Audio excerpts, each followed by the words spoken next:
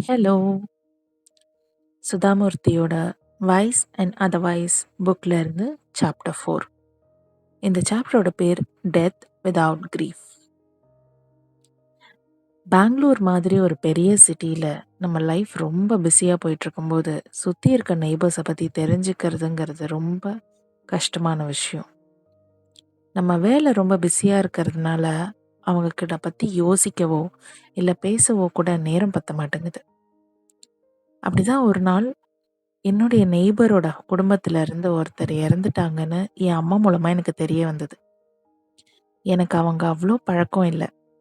இருந்தாலும் என் அம்மா நான் அவங்க வீட்டுக்கு போய் எங்களோட அனுதாபங்களை சொல்லணும் அப்படின்னு விருப்பப்பட்டாங்க. இது நம்ம சொசைட்டில ஒரு பழக்கம் தானே. எங்க அம்மாவும் அதை தான் விரும்பினாங்க. நான் போய் அவங்கள பார்க்கணும்னு நினைச்சேன், ஒத்துக்கிட்டேன். ஆனா அதை போய் செய்யறதுக்கு எனக்கு நேரம் பத்தவே இல்லை. எப்போதும் பகல்ல வேலையாவும் சாயங்காலத்துல இந்த மாதிரி விஷயங்களை போய் பண்றதுக்கு யோசனையாவுமே போயிட்டு இருந்தது. இதனால நான் அவங்கள போய் என்னுடைய அனுதாபத்தை ஷேர் பண்ணணும்னு நினைச்சது போஸ்ட்போன் ஆயிட்டே இருந்தது. இருந்தாலும் இது நான் பண்ணியே தீரணும்னு நினைச்சிட்டே இருந்தது. ஒரு நாள் நடந்தது. 10 நாள் ஆச்சு. என்னோட குற்ற உணர்ச்சி ஒரு சண்டே என்னை புஷ் பண்ணுச்சு. நான் போய் இன்னைக்கு எப்படியும் அவங்கள பார்த்தே தீரணும் அப்படின்னு முடிவு பண்ணேன். அவங்க வீட்டு கதவை போய் தட்டுறதுக்கு முன்னாடி எனக்கு ஒரு பழைய பாப்புலரான கன்னடா பாட்டு கேட்டது. அவங்க வீட்டுக்கு பக்கத்துல இருக்க கார்டன்ல குழந்தைங்க வெளியிலயும் உள்ளேயும் ஓடி பிடிச்சி விளையாடிக்கிட்டு இருந்தாங்க. அவங்க வீட்டு வாசல்ல கிராமத்துல இருந்து வந்திருந்த சில ஆண்களும் பெண்களும் உட்காந்து கதை பேசிட்டு இருக்கிறது என்னால பார்க்க முடிஞ்சது. ஆனா ரொம்ப சாதாரணமா கதை பேசிட்டு இருந்தாங்க. அவங்கள பார்க்கும்போது ஒரு நிமிஷம் நாம தப்பான வீட்டுக்கு வந்துட்டோமோங்கிற சந்தேகம் கூட எனக்கு வந்தது. இந்த மாதிரி மிஸ்டேக்ஸ் சில நேரத்துல நடக்கும் இல்லையா?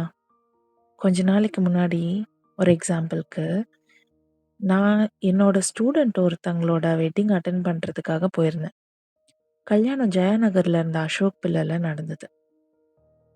ஆனா என்னோட நேரமோ என்னமோ அங்க 4 கல்யாண மண்டபம் இருந்தது. எந்த ஹால்ல என்னோட ஸ்டூடெண்டோட கல்யாணம் நடக்குதுங்கிறதே எனக்கு தெரியல. பொண்ணோட பேரு உஷா அப்படிங்கிறது மட்டும் தான் எனக்கு ஞாபகம் இருந்தது. வெளியில போர்டு வச்சிருப்பாங்கல்ல, அதுல ஒரு ஷாக். ஏன்னா 2 கல்யாண பொண்ணுங்களோட பேரும் உஷா. மாப்பிள்ளையோட பேரை நான் மறந்துட்டேன். எனக்கு ஞாபகமே இல்ல. அங்க நின்னு நான் திருதிருன்னு முழிச்சது, அங்க இருக்கவங்க எல்லாரும் என்ன பார்த்தது, அந்த நிமிஷம் நான் பக்கத்து வீட்டு வாசல்ல நிக்கும்போது எனக்கு ஞாபகம் வந்தது. இப்பயும் அந்த மாதிரி அட்ரஸ் மாறி வந்துட்டோமோ? எதுக்கும் அம்மா கிட்ட போய் கேட்டுட்டு வந்துரலான்னு நெனச்சேன்னா, யோசிச்சத நடத்துறதுக்குள்ள அந்த வீட்டோட ஓனர் வெளியில வந்தாரு. கேட் வெளியில நின்னுட்டு இருந்த என்ன பார்த்து, "உள்ள வாங்க. உங்கள பார்த்து எவ்ளோ நாள் ஆச்சு. எங்க வீட்டுக்கு இதுதான் நீங்க வர்றது தடவ நான் நெனைக்கிறேன்." அப்படின்னு சொல்லி கூப்பிட்டாரு. இப்ப எனக்கு வேற வழியே இல்ல. அவரு கூப்பிட்டதுனால அவங்க வீட்டுக்குள்ள போய் தான் ஆகணும். உள்ள போன அவரு அவரோட வைஃப கூப்பிடுறதுக்கு போயிட்டாரு. நான் அப்பதான் உள்ள போய் ஒரு விஷயத்த கவனிச்சேன். அவங்க வீடு ரொம்ப பெருசா இருந்தது. அவங்க ஹால் பெருசா இருந்தது. ஒரு தூரத்துல ஒரு டிவியும், விசிஆர் பிளேயரும் இருந்தது. அதுல ஒரு பழைய ஹிந்தி படமான கௌனா பியாரே ஓடிட்டு இருந்தது. ரூம்குள்ள நெறைய சின்ன பசங்களும், குழந்தைங்களும் இருந்தாங்க. எப்படியோ ஒரு பெரிய பாய்ல, 3 சோஃபால, கார்பெட்லன்னு நிரம்பி வழிஞ்சாங்க. அவங்க எல்லாருமே படத்த ரொம்ப ஆர்வமா பார்த்துட்டு இருந்தது புரிஞ்சுது. நாங்க உட்கார அங்க இடமே இல்ல. இருந்தாலும் அந்த வீட்டோட ஆள், அவர் அதுல இருந்த சில குழந்தைங்கள கொஞ்சம் கீழ உட்கார வச்சுட்டு, நாங்க உட்கார்றதுக்கு தேவையான அளவு கொஞ்சம் ஃப்ரீ பண்ணாரு. டிவில ஹிருத்திக் ரோஷன் ரொம்ப சந்தோஷமா ஆடிக்கிட்டு இருந்தாரு. அத பார்த்த குழந்தைங்களும் கால்லயும், கையிலயும் தாளம் போட்டுக்கிட்டு இருந்தாங்க. அப்பதான் ஒரு சர்வன்ட் வந்தாங்க. கையில ஒரு ட்ரே ஃபுல்லா ஸ்நாக்ஸ், ஒரு கப் ஆஃப் டீ. இத கொண்டு வந்து அவங்க குடுக்கும்போது தான் எனக்கு அத எப்படி அக்செப்ட் பண்ணிக்கிறதுன்னு தெரியல. நான் வந்த விஷயமே வேற. இதுக்காக வந்துட்டு நான் எப்படி ஸ்நாக்ஸ் சாப்பிட முடியும்னு எனக்கு தோணிட்டே இருந்தது. அவங்க கிட்ட என்ன காரணத்த சொல்லி அவாய்ட் பண்றதுன்னு எனக்கு தெரியல. இருந்தாலும் நான் இன்னும் குளிக்கல. நான் இப்ப சாப்பிட முடியாதுன்னு மட்டும் சொன்னேன். அது மட்டும் இல்லாம அவங்க வீடே ரொம்ப கலகலன்னு இருந்தது. ரொம்ப லைவ்லியா இருந்தது.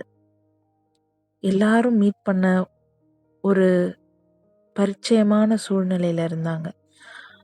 அவங்க கவலையில இருக்காங்க அப்படின்னு பார்த்தா யாருமே நம்ப முடியாது, சொல்ல முடியாது. அப்படி இருக்கும்போது நான் எப்படி என்னோட கண்டோலன்ஸஸ் சொல்ல முடியும்?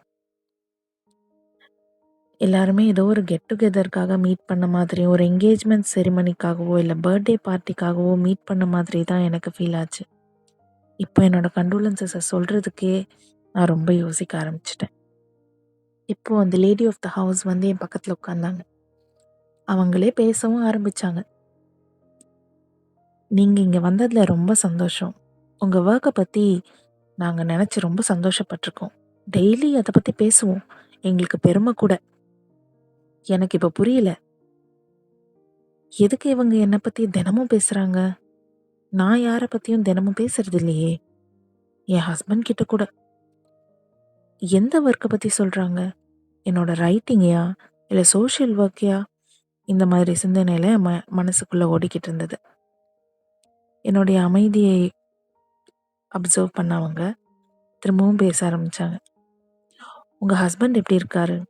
அவர் நிஜமாவே ரொம்ப நல்ல மனுஷன். இந்த மாரி ஒரு சந்தர்ப்பத்துல என் ஹஸ்பண்ட பத்தி நான் ஏதாவது பேசணுமான்னு இப்ப எனக்கு தோண ஆரம்பிச்சது."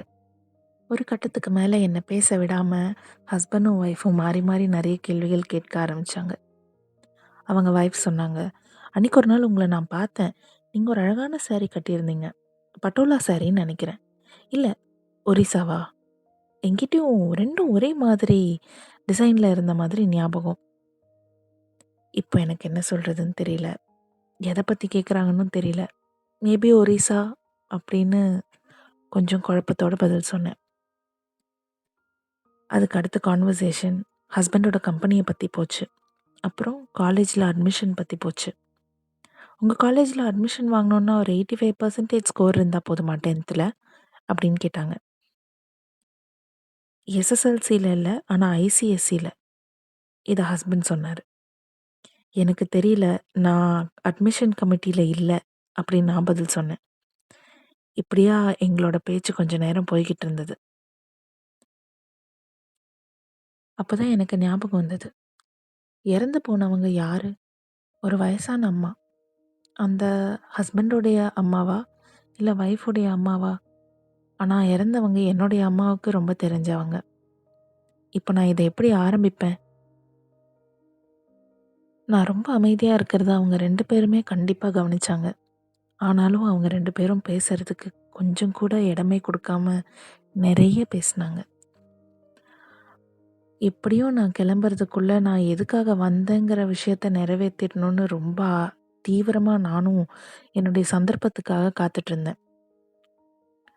கடைசியா கிளம்புறப்போ கேட்டு வெளியில நின்னு நானே கொஞ்சம் தயக்கத்தோட, "உங்க அம்மா உடம்பு சரியில்லாம இருந்தாங்கன்னு நெனைக்கிறேன்" அப்படின்னு ஆரம்பிச்சேன்.